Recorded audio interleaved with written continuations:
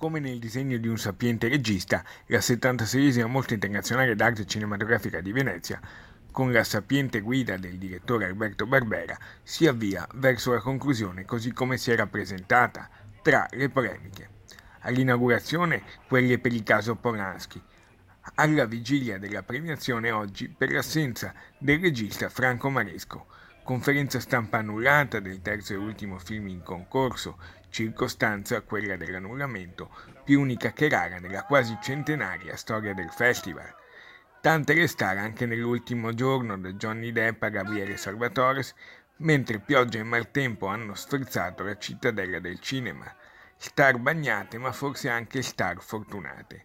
Intanto domani è molto probabile la presenza in Sala Grande, nella cerimonia di premiazione condotta dalla madrina Alessandra Mastronardi, che all'inaugurazione ha avuto un grande successo, del nuovo ministro ai beni culturali Dario Franceschini.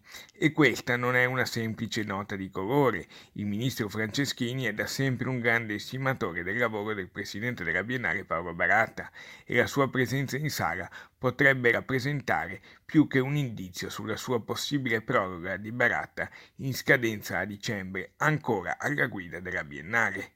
Molte le indiscrezioni sui possibili premiati di domani sera, ma solo poche ore prima della premiazione potremo sapere qualcosa di più.